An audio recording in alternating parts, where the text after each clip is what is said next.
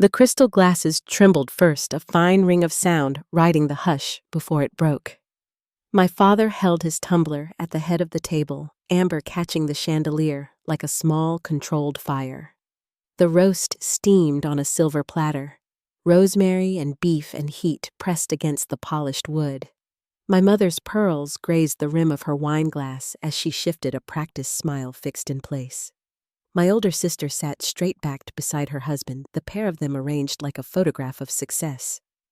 My younger sister's phone lit her face a cool blue, then dimmed when our father finally looked at me. He didn't blink. He set his drink down, leaned forward, and said as if dictating a memo, "You are the most useless child we have." Before I go on, tell me where you're listening from, down in the comments. And if anyone's ever tried to measure your worth with the wrong ruler, tap the like button and share this with someone who will understand. Make sure you're subscribed so you don't miss the next chapter of this journey. To understand how that sentence unraveled the life I'd stitched together, you need to know what this table, this house, has always meant. I grew up in rooms that smelled like lemon polish and expectation. In our family, excellence wasn't a celebration. It was a standard. The Colonial on Linden Drive had measured hedges and a front door that never squeaked. Report cards were placed on the same mahogany right where my father's elbows rested now, and weighed like contracts. My parents spoke fluent achievement case law tenure committees, capital gains, and my sisters absorbed the language before I learned long division. Sophia, 3 years ahead of me, collected honors like teacups, valedictorian, Harvard Med, fellowships with names I can't pronounce without slowing down. My parents told the story of her first solo surgery, the way some families tell the story of a Christmas miracle. When she married Richard, there were peonies on every table, white as clean sheets. They bought a large house before 30. There's a picture on the grand piano of Sophia in scrub's eyes, smiling above a mask. The frame is engraved with 2-hour lifesaver. Zoe, 4 years behind me, sprinted through school so fast, my mother kept a drawer just for certificates. Yale law fit her like a tailored suit. She speaks in crisp clauses and treats a conversation like a competition she intends to win. When she clerked for a federal judge one summer, my father had a bottle of champagne chilling before the letter arrived. He said he could smell victory paper through the envelope. He was probably joking. In this house, it was hard to tell. I learned early that approval arrived with accomplishments that fit the family brand. I managed good grades, strong, not spectacular, and did my best to keep pace.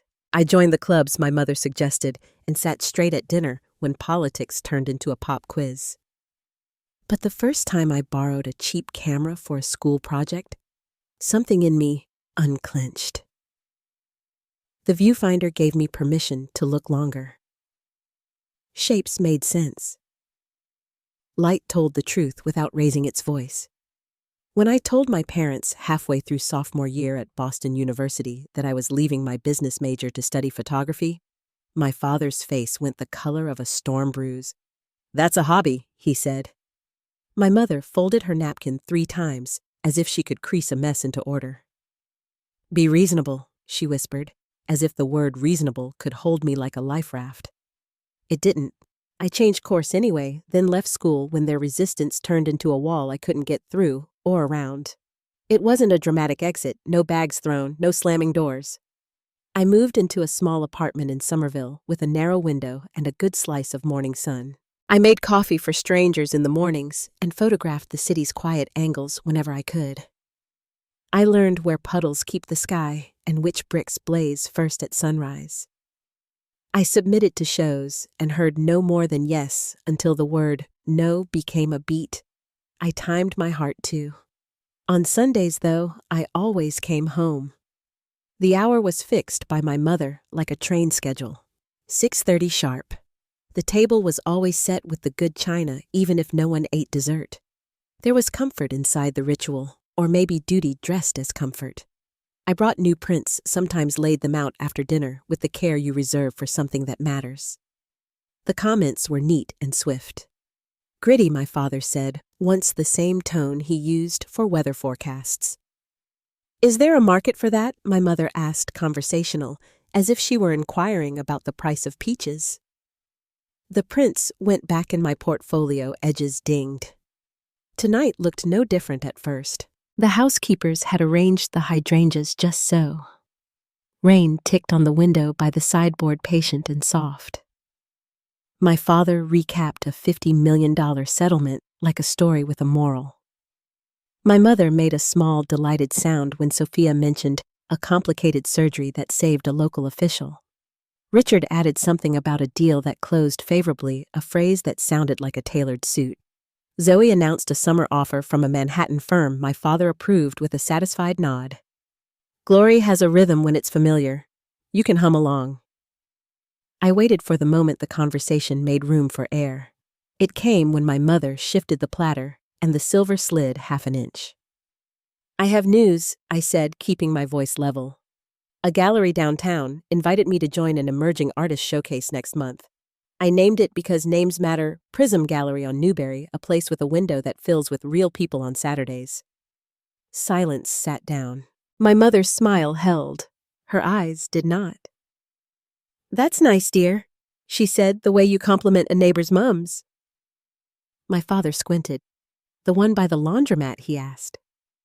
"On Newberry," I repeated. "They take 40% if a piece sells. I keep the rest." Sophia's fork paused midair. "So no guaranteed income," my father concluded, reclaiming the room. He turned his glass, the ice clinking like a gavel. "We called this dinner to discuss planning." He went on, smoothly pivoting me out of the spotlight, as if he were moving a piece on a board. He talked about increasing retirement allocations, about the trust for my nephew and niece, about a new investment property in the Back Bay. He said we'll be purchasing a condo for Zoe the way men in his world say, as expected. It was stated as a fact. He mentioned Manhattan appreciation and a good start. The first hit was small, the kind you almost miss until the bruise arrives. I had moved into my first studio with 2 paychecks and a borrowed dolly. I had asked for nothing because I understood how strings can strangle. Still, the word condo cracked against the inside of my ribs. I heard my voice before I decided to use it. "What about me?" The table exhaled. My father set his glass down carefully, as if uncontrolled movement might spill something expensive. "What about you, Hillary?" he asked, quiet enough to make the chandelier hum louder. "You bought a condo for Sophia," I said, "and you're buying one for Zoe. Did you ever consider doing the same for me?" A short, unkind laugh. "Invest in what exactly?" he said. "Your sisters have invested in themselves. Degrees, careers, lives that contribute. What have you built that $100,000 wouldn't simply disappear into?" He didn't raise his voice. He didn't need to. The napkins did the shouting for him, starch crisp as judgment. My mother murmured, Thomas soft and ineffectual. Sophia and Richard exchanged the glance of people who don't want to be pulled into a family ditch. Zoe looked down, then up, and a tiny smile flirted at the corner of her mouth before she straightened it. "I'm working," I said, and I felt my hands want to shake, so I set them flat on the table. "It's different, but it's work." My father lifted his fingers into air quotes, a gesture I'd seen him use on opposing counsel when he wanted the judge to understand that words were being misused. "Your career doesn't pay your bills," he said. "You are 28, living in a rental making lattes to fund a hobby. Your younger sister will bill 6 figures her first year. That is reality. There are words that land like snow and numb you. There are words that land like stones." He selected a stone. He leaned forward as if to be kind and said clearly enough that even the hydrangeas might remember, "You are the most useless child we have." Something stood up inside me. Not anger. It had too much heat for that room. Not shock. I'd been trained for years to anticipate the blow. It felt more like a hinge giving way at last. I saw the table through a camera's rectangle and realized how carefully we'd been framed. The silver, The monogrammed napkins. The way my father's jaw set when he believed he was saving someone from foolishness. The way my mother smoothed the air with her hands. The seats of honor crowded on one side, my chair at the far end, like a footnote. I pushed my plate an inch away, aligned knife to fork, and set my napkin down with a precision that felt like prayer. I stood, the chair leg catching the baseboard, a soft scrape everyone could hear. I picked up my water glass, finished it, and set it down so gently it made no sound. "Thank you for dinner," I said. My mother said my name like a question. My father did not speak. He'd reached his conclusion, and conclusions were the point of his life. In the foyer, the runner muted my steps. The house had that Sunday evening hush, the layered quiet of a place that believes itself secure. I could have taken my purse from the hall table, my phone from the pocket of my coat. I didn't. It wasn't virtue or drama. It was the clarity of a person stepping out of a frame that never fit. I opened the front door, and the September air pressed a cool hand to my face. On the porch, the light hummed a soft electric insect. The hedges gleamed wet along the walk. Down the block, a dog barked once, then thought better of it. I paused on the top step and listened to the rain rearranging itself in the gutter. I found to my surprise that I could breathe all the way down. Behind me, silver chimed, and voices resumed the way a symphony does after a small, strange rest. I thought of the empty chair, cooling at the end of the table, my seat the one that had been mine long enough to leave a shallow imprint in the cushion. I pictured it the way I might photograph it, late light coming through the window dust, like galaxies in the beam, absence louder than presence. I took the steps without counting. My shoes met the wet sidewalk, and the night lifted its dark curtain to let me pass. I didn't know where I was going. I only knew I wasn't turning back. The porch light clicked off on its timer, and the house receded into its own glow, a stage set with no actor to fill the mark. Some nights end with a door closing. Others begin that way. I reached the corner where the maples shook loose a few leaves before their time, and for the first time in years, I felt the weight of my own name settle in my chest, not as a burden, but as a small living thing I could carry. The rain traced my jaw like a benediction. Far down the street, a single storefront cast a warm square window on the wet pavement. I turned toward it, hands empty, heart steadying, and stepped into the quiet the night was making for me. The rain had thinned to a mist by the time I reached the end of the street. The air was cool enough to sting, but it felt cleaner than anything inside that house. I didn't know where I was walking, only that my body needed to move, as if stillness might pull me back into their orbit. The pavement shimmered with reflected light from the street lamps. Every puddle, a small, trembling mirror. My shoes soaked through within minutes, but I didn't care. I just kept walking past manicured lawns and drawn curtains, past homes that looked like photographs of comfort. By the time I reached the small commercial stretch of Newton Center, most of the shops were closed. The last place still lit was a narrow cafe with a sign shaped like a crescent moon, Luminina Arts Cafe. Through the window, I saw walls covered with photographs, their frames catching the dim gold light. A woman inside was wiping down the counter, her gray-streaked hair pulled into a loose braid. I must have looked strange standing there dripping and frozen, because when she noticed me, she paused, set down her cloth, and walked toward the door. "We're closed, honey," she said through the glass, but her tone softened when she saw my face. She unlocked the door without another word. "You look like you've been out in something heavier than rain." I tried to speak, but no words came, only a sound somewhere between a laugh and a sob. She didn't ask any more questions. She just opened the door wider and said, "Come on in before you catch something." The warmth hit me like a wave. Inside, the cafe smelled of cinnamon and espresso. She led me to a small table near the back, handed me a towel from behind the counter, and disappeared into the kitchen. When she returned, she carried a steaming mug that smelled faintly of chamomile and honey. "Drink this," she said. "It's good for frayed nerves." I wrapped my hands around the mug, grateful for the heat. "Thank you." I managed, my voice thin. "I'm sorry I didn't mean to stop right there," she said gently. "You're not interrupting anything. I was just about to close up. Sit a while." There was something about her tone, steady, unhurried, that disarmed me. The cafe was quiet, except for the faint hum of the refrigerator and the slow tick of a clock over the door. I stared at one of the framed photographs near our table, a black and white image of an old man sitting alone at a park bench, light spilling over his shoulders, like forgiveness. "My name's Grace," she said after a moment. "You look like you've had a night." That was all it took.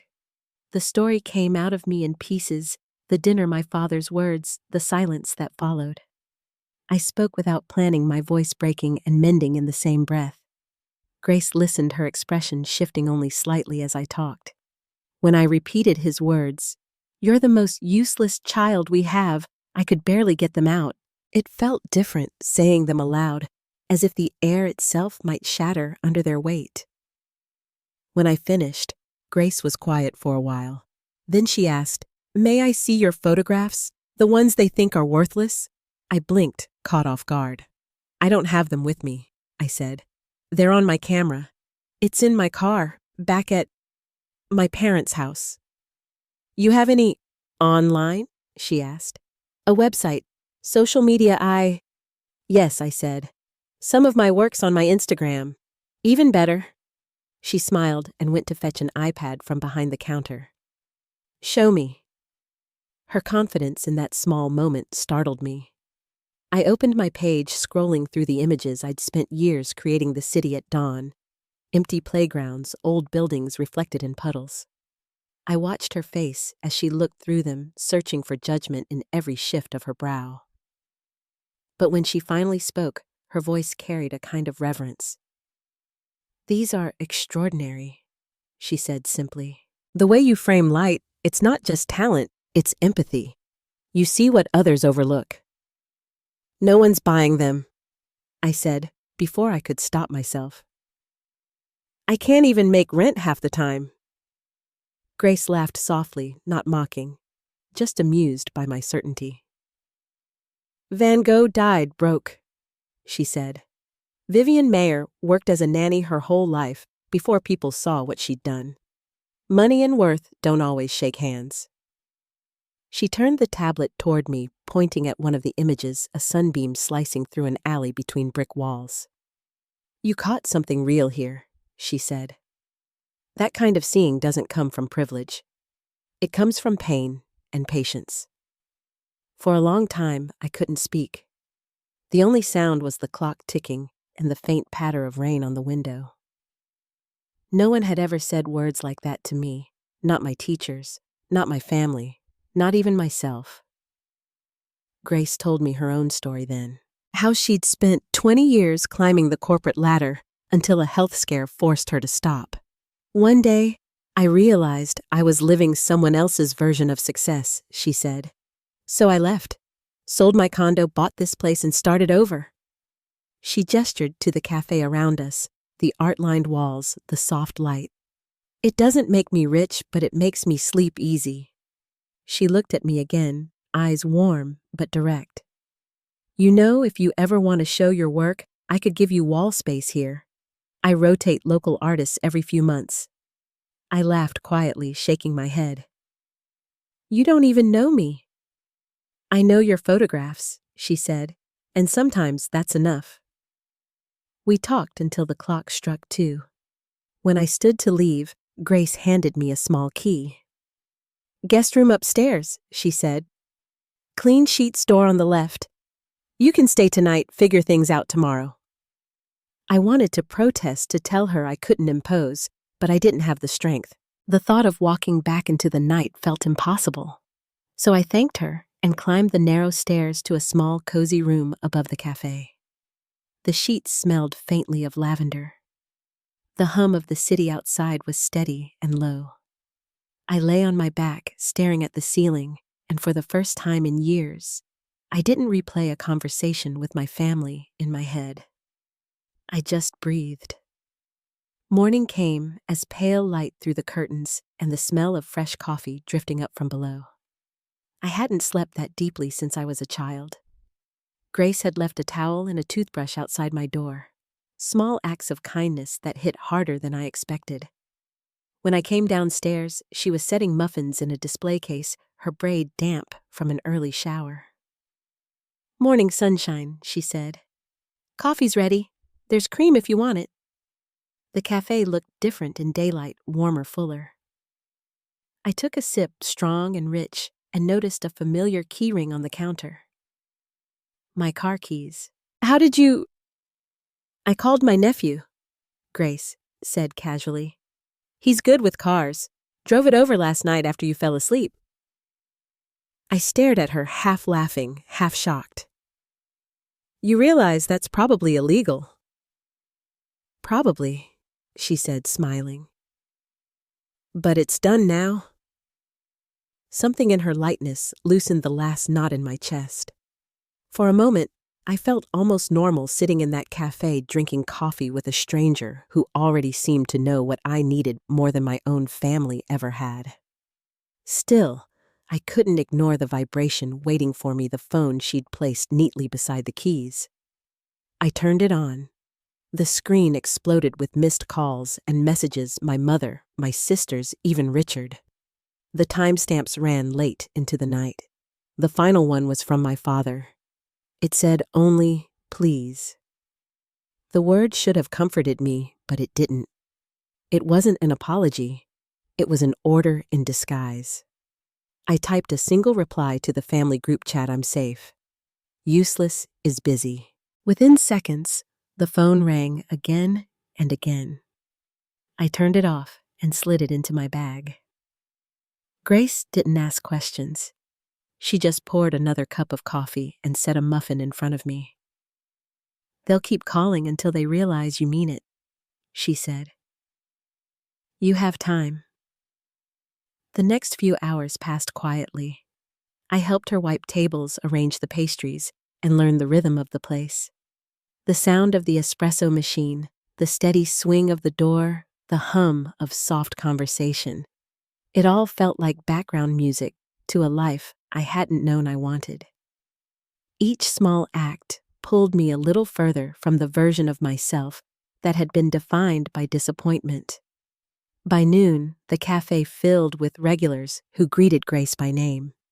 She introduced me as the photographer with the beautiful eye. The words settled in me like sunlight on cold skin. For years, I had been the one who dropped out, the one who couldn't make it. Here I was, something else entirely. That afternoon, as I helped her restock shelves, she asked quietly, "What's next for you?" I didn't have an answer. The question felt too large. I looked at the photographs on the walls, the same ones that had drawn me in the night before, and thought about what she'd said about pain and patience. For the first time, I allowed myself to consider that maybe walking out of that house wasn't the end of something, but the start. Outside, the rain had stopped. A weak shaft of sunlight stretched across the counter, catching the edge of my coffee cup and turning it to gold.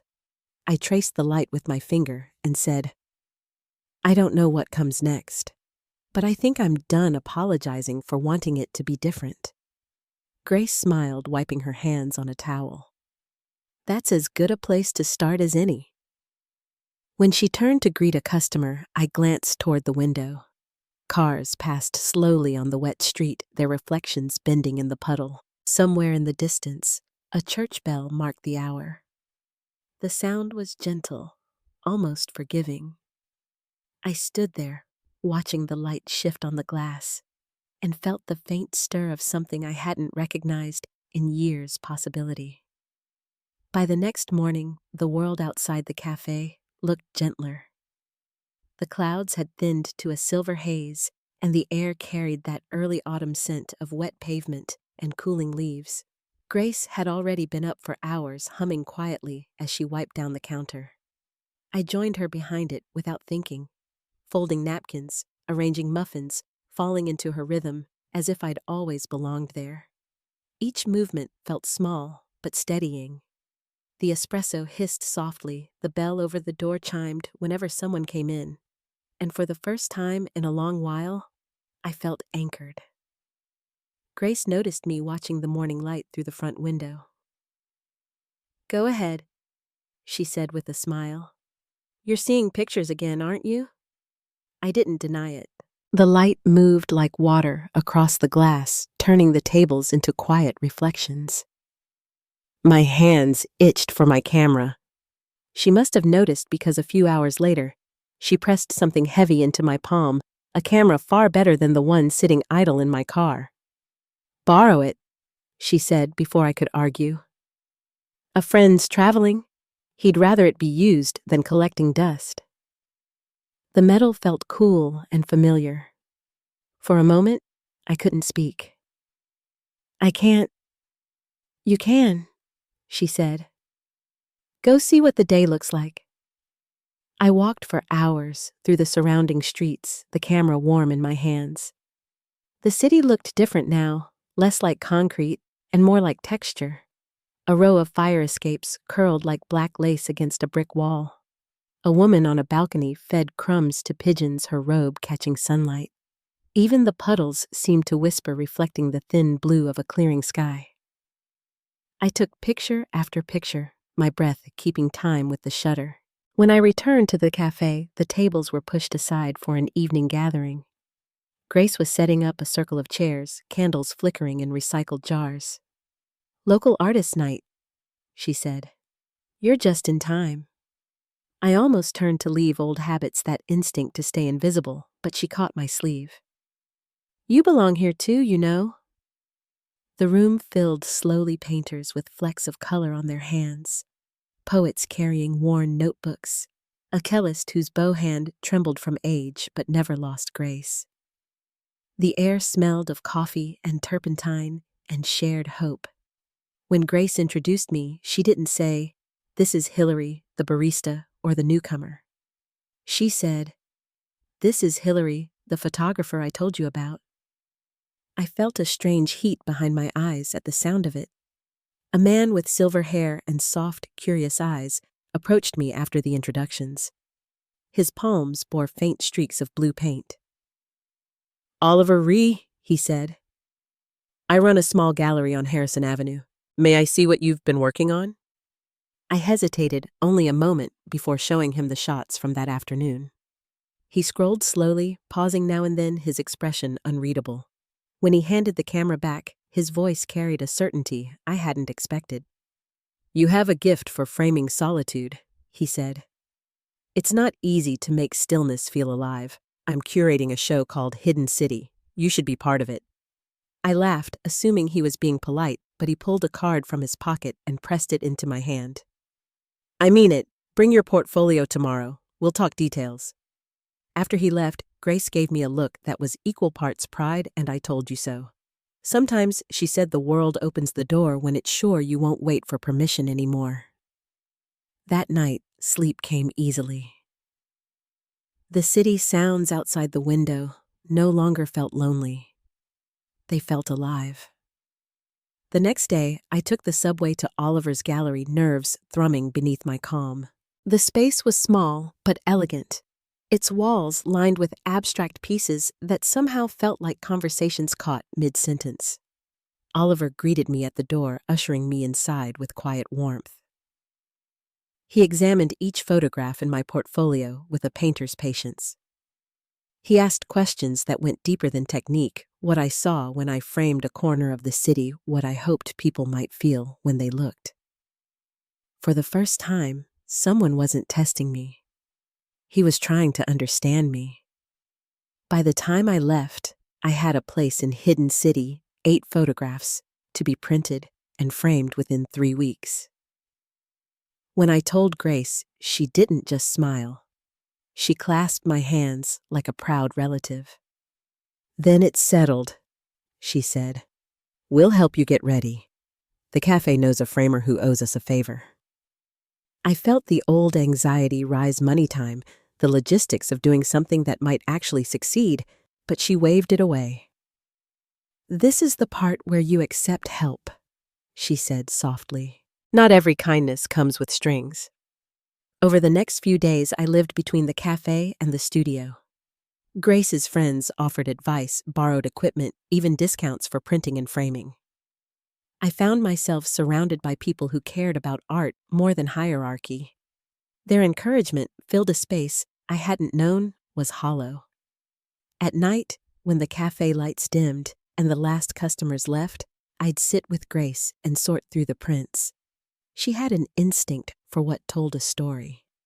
"This one," she'd say, pointing to an image of an old fire hydrant surrounded by chalk drawings, "feels like childhood refusing to fade."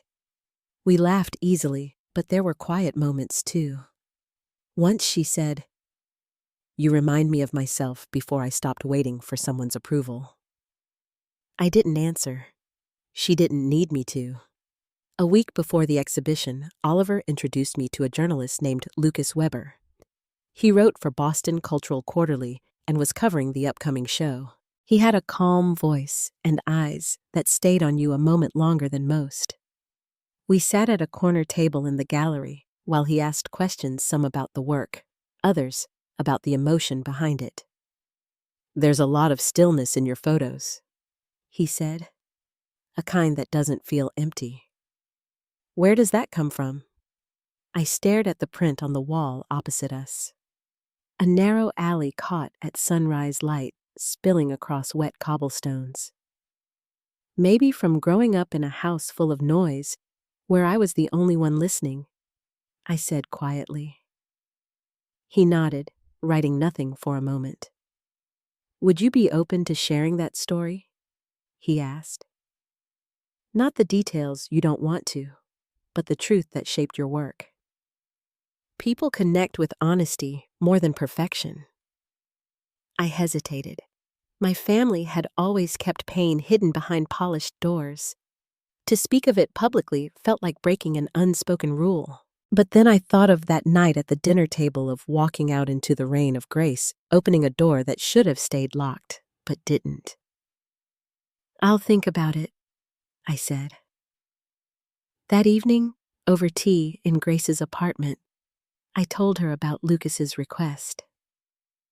She listened, stirring honey into her cup. "Tell it if it helps you breathe," she said finally.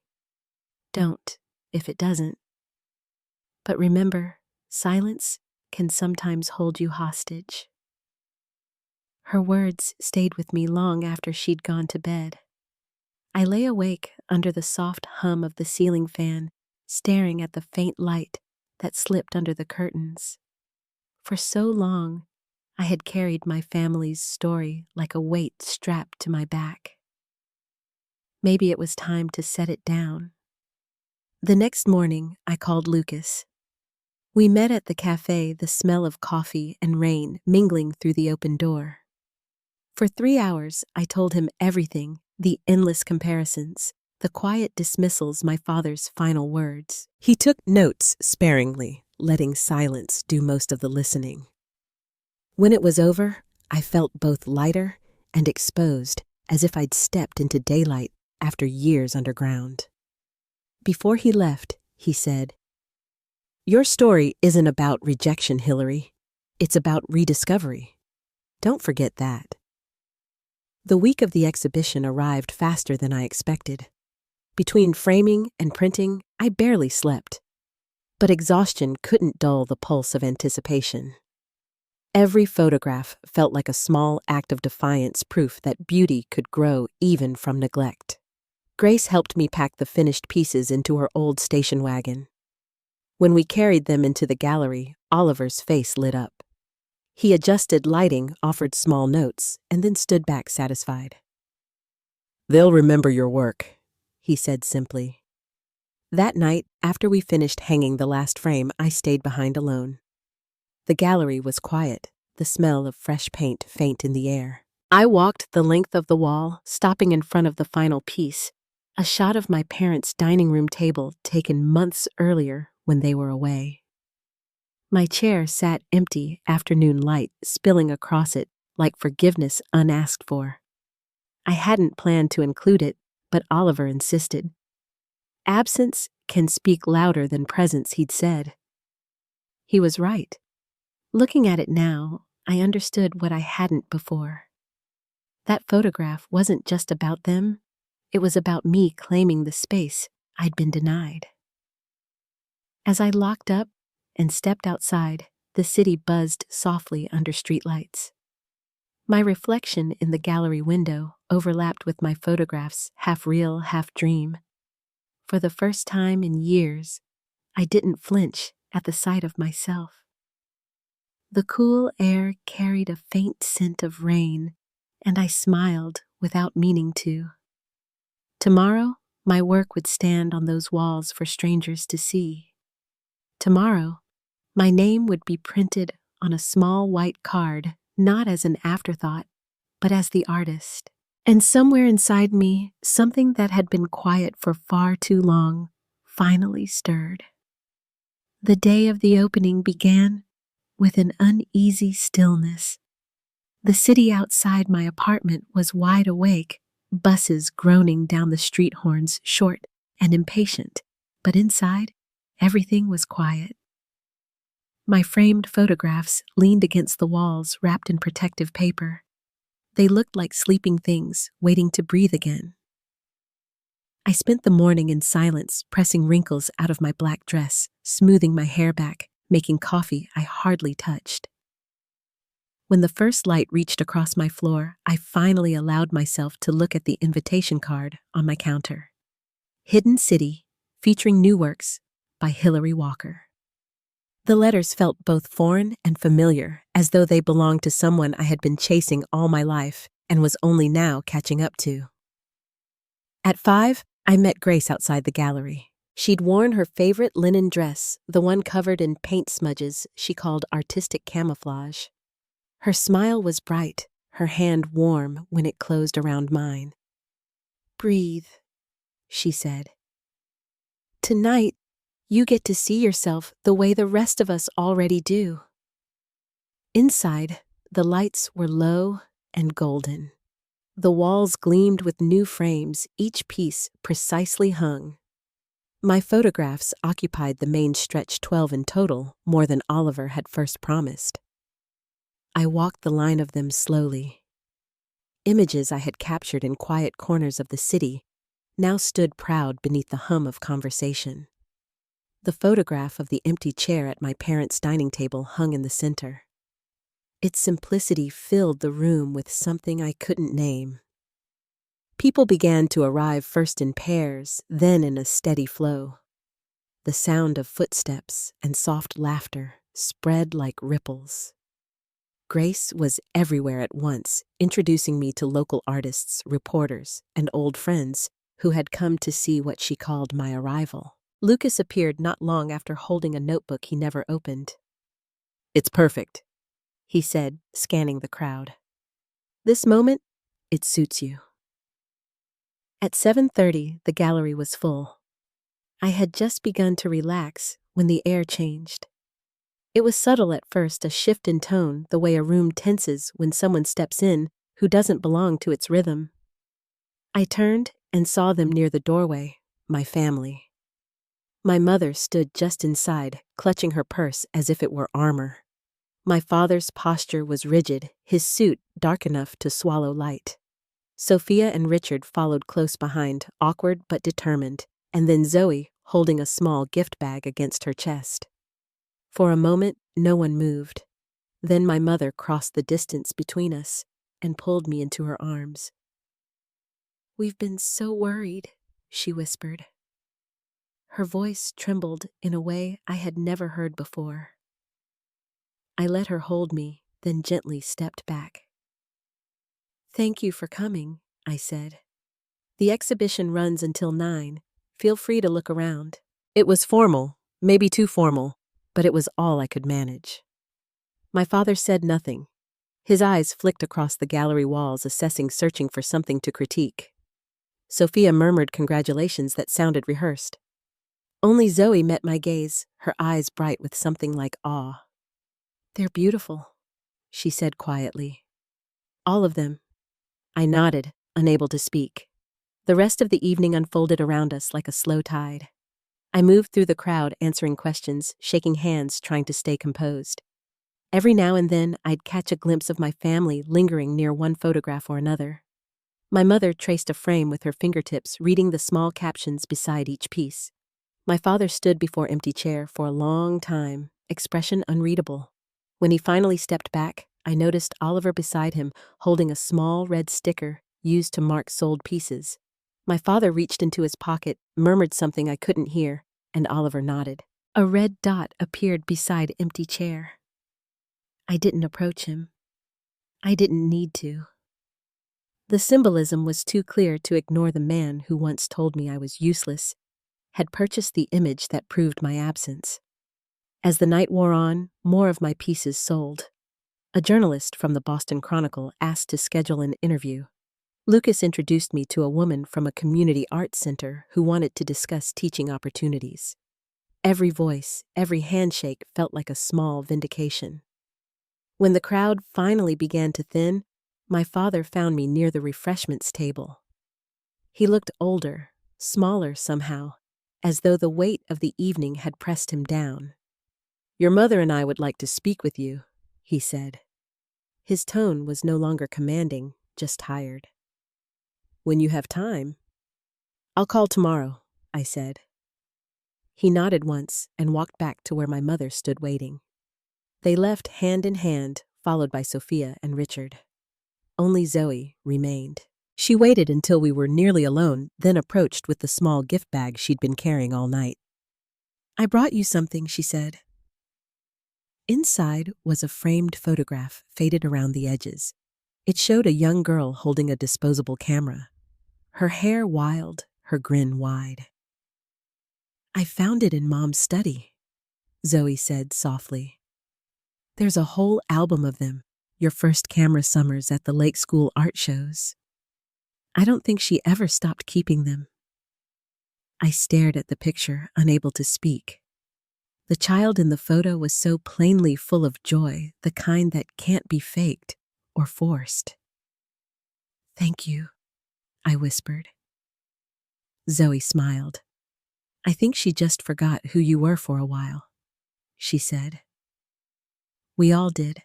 When she left, I stayed behind with Oliver and Grace to close up.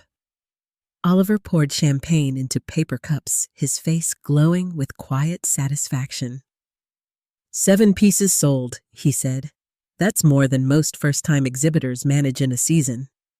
Grace lifted her cup. "To the useless child," she said with a wink. We laughed, the sound low and easy. Later, walking home, the night air wrapped around me like calm water. I passed the gallery again, its lights still glowing behind the front window. My reflection hovered over the display of my own work, a double image I hardly recognized. For the first time in years, I saw myself, without the shadows of expectation, just a woman who had chosen her path and stayed the course. Back in my apartment, I set the photograph Zoe had given me on the kitchen counter. The little girl in it looked out at me, camera in hand, fearless. I ran my fingers along the frame and smiled. Before bed, I checked my phone. There were no new messages from my parents, no apologies or explanations. Just silence. Oddly, it felt like space room enough to breathe. The next morning, the world felt changed, though the city moved as it always did. I made coffee, opened the window, and stood watching the sunlight spill over the rooftops. My phone buzzed once, a text from Lucas. "The editor loves your interview. It goes live tomorrow. Congratulations, Hillary. This is only the beginning." I set the phone down and looked around my small apartment. The walls were bare for now, waiting for the next series. My hands itched to begin again. But before I reached for the camera, I took a long breath, remembering my father's expression as he stood before empty chair. Maybe one day he'd understand what it meant, not guilt, but truth. Maybe one day we'd find our way back to something softer. Outside, a church bell marked the hour. I poured the rest of my coffee down the sink and smiled. For the first time, I wasn't measuring success against anyone's silence or approval. The world was wide open, and I was finally ready to step into it. The months that followed the exhibition moved in quiet, steady circles. The chaos had passed. What remained was the soft hum of normal days returning to their rhythm. I woke each morning to sunlight spilling through the studio window, dust motes drifting like tiny planets across the beams. The air smelled faintly of coffee and developing fluid. My apartment, once too small to breathe in, now felt just right. I spent my mornings sorting through rolls of film and editing new projects for Oliver's gallery. He'd given me more responsibility, commissioned assignments, introductions to curators, even a suggestion to consider a solo show. I took it all one piece at a time, careful not to rush what was finally growing naturally. My life was no longer about proving myself to anyone. It was simply about doing the work frame by frame until the image felt true. Grace and I stayed close. Every few weeks, I'd stop by Luminina Cafe to help her hang new artwork or bake for a community event. The smell of cinnamon and espresso had become its own kind of comfort.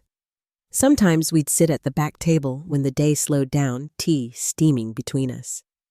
She liked to tease me about my new sense of calm.